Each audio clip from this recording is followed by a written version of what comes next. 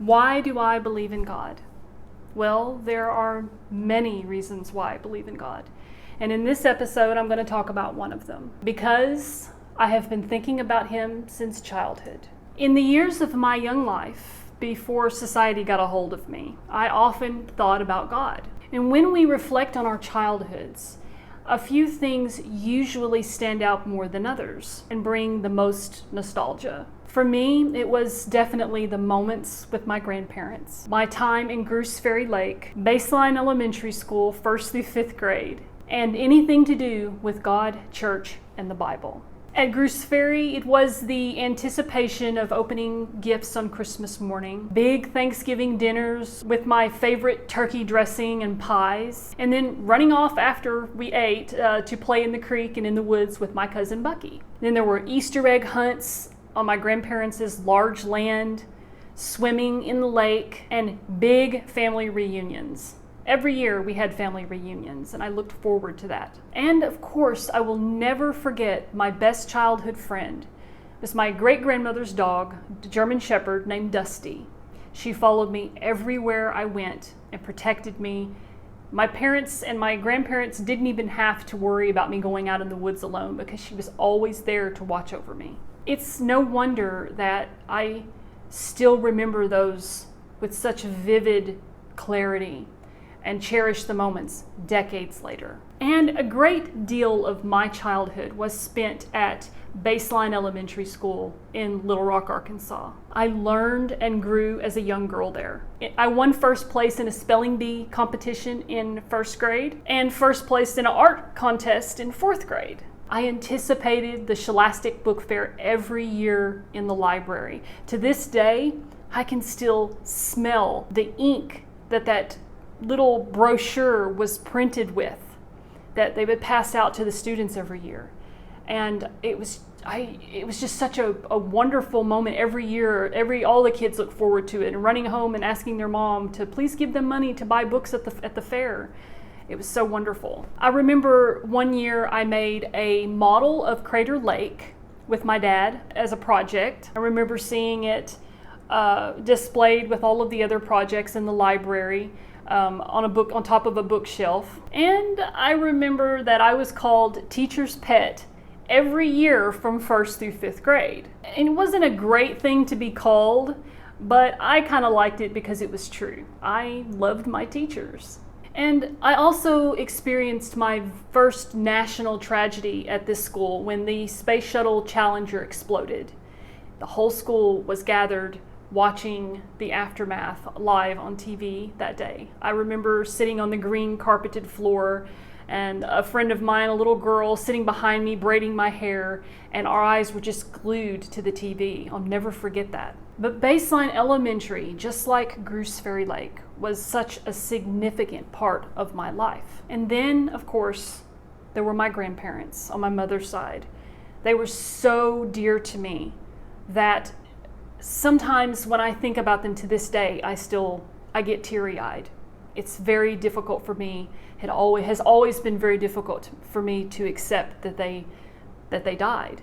My granny would bake me a Mississippi mud cake every year for my birthday. She knew how much I loved SpaghettiOs and meatballs and grilled cheese sandwiches, and she would always have those for me whenever we would visit. She would take me out into her garden in Goose Ferry, and together we would pull potatoes and peanuts from the dirt. And I remember she always watched The Price is Right and The Young and the Restless every weekday whenever I would stay at her house. And because of her, I continued watching those shows into my young adult life later on. I don't watch them now, but I admit sometimes I wonder what's going on with Victor and Nikki and all those people on The Young and the Restless. But that was in the past. And I also remember when I was really too young to remember much, sleeping in her room in a crib, dressed in one of her long satiny nightgowns on my tiny body, and I just felt so at home, so loved and cared for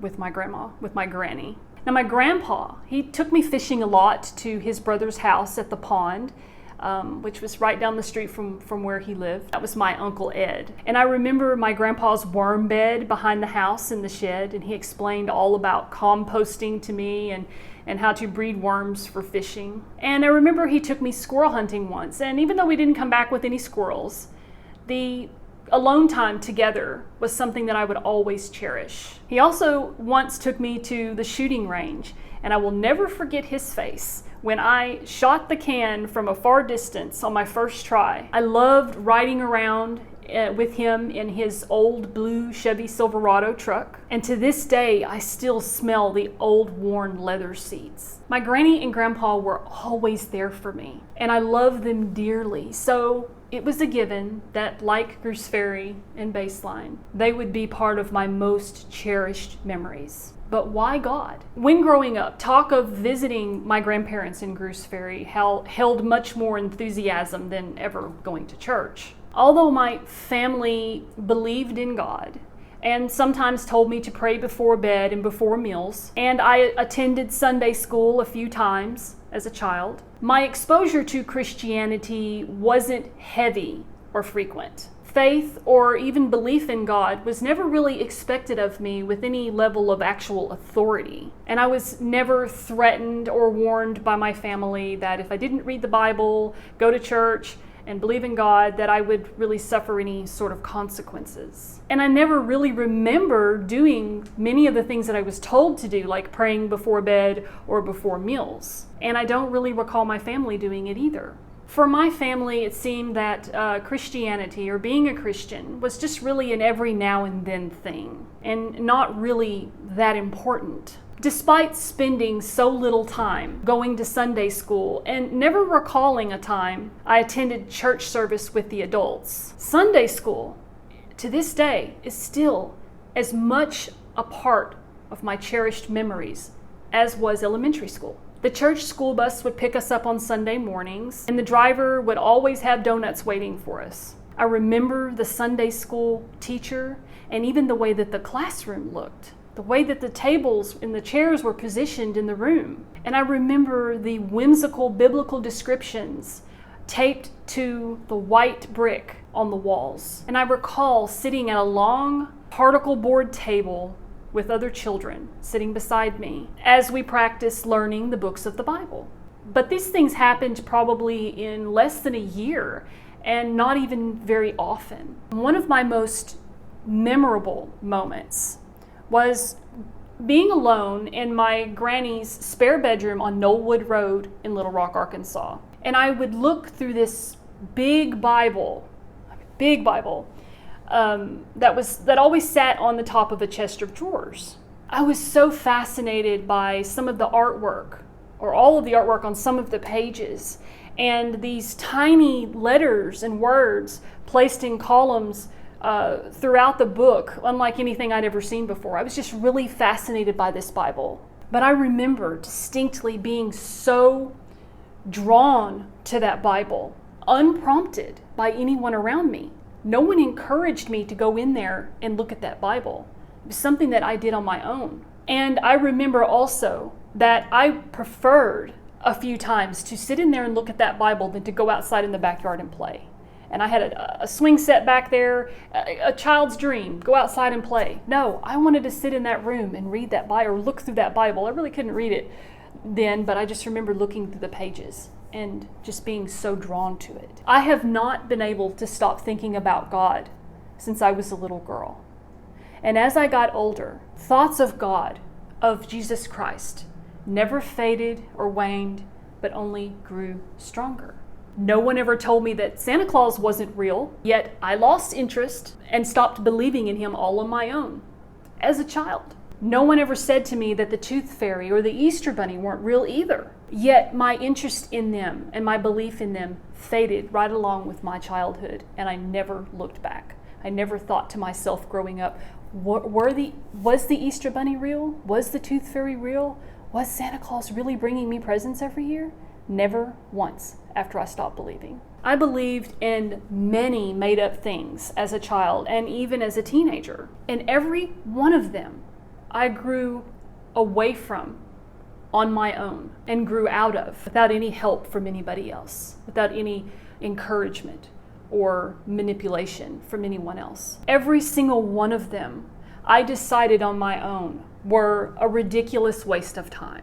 that they were ridiculous to ever believe in the first place. And then I went on with my life and never looked back. No one had to convince me or even tried to. I just knew. It was like instinctive. I knew they weren't real, but not with God. You see, the thing is, God was the one thing that people did try to convince me wasn't real. He was the one thing that people went out of their way to bash, mock, ridicule, and call fake, made up, and a fairy tale. You name it, I've heard it. You've probably heard it too. Yet, I never stopped believing. Not once in my life did I ever truly believe that God wasn't real. Even when I went through my wannabe witch and vampire phases, which I'm embarrassed to admit, I always believed in God, even if only deep down. Just enough to make me wonder about the consequences of my actions and to make me feel incredibly guilty for my sins. Even during the many periods in my life when I wasn't thinking about God at all, and I got into a lot of trouble, somewhere deep inside of me, I knew He was real and that He was watching everything that I did. God touched my life and made Himself known to me at an early age. He did that, not anybody else. No one else made me believe in God. Not family, not friends, not even the church bus driver or the Sunday school teacher. Not anyone on TV, not anyone else. God did that. And I feel so blessed and loved by God to have made Himself known to me from such a young age, long before the world got a hold of me and turned me away from Him, because He knew that would happen. He saw the road that my life would take, and He knew that He would have to intervene so that I would already know Him when later my life would take a turn for the worse. He knew that I could not make it alone. He knew that I might never have known Him without His intervention. God has continuously helped me out of challenging, dangerous situations throughout my life. He has performed miracles in my life that defy rational explanation. So how could I ever not believe in God? Because if I'm just lucky, I would have to be one of the luckiest people in the world to still be standing here talking to you right now, telling you why I believe in God. There's too many times I could have died, situations that I had put myself in that He got me out of. He made sure that I knew He was real from an early age without anyone else prompting me. I've dodged far too many bullets and have had too many prayers, even big ones, answered almost immediately. And I would say definitely luck has nothing to do with it. And it's all far too extraordinary to be coincidence. God is real. I knew it as a little girl, knowing nothing about life or what awaited me. I knew it as I grew away from Him and grew up and did my own thing, as most of us tend to do. And I know it today, fully committed to Him and living the life that He intended for me to live. God is absolutely real, and I think you know it too. I think if you just stopped listening to society, stopped listening to the world around you, listen to that inner voice, listen to your conscience, and start doing your research, pray about it, I believe that you would find Him. I believe that you would have an encounter with the Holy Spirit. I believe that God will show you the way. He would show you that He is real. He would work some miracle in your life. He would do something to open your eyes if you would just genuinely ask Him. Don't ask Him out of, joke. Like, if you're real, show me you're real. No, ask Him with earnestness, with your whole heart, with sincerity, that you truly want a relationship with Him, that you truly want to know that He is real, and He will absolutely show you. I believe that in my heart. So that is just one of the reasons why I believe in God. I will do more of these in a series in the future episodes, so just be looking out for those. Please comment, like, and share, and subscribe if you haven't already subscribed. I'd love to share with everyone my love for Christ and to help women who have had troubles like I have had, and who may be going through things that I've already gone through, walk through fires that I've already walked through. But that's all I have for today. Until next time, may God bless you, your family, and your life.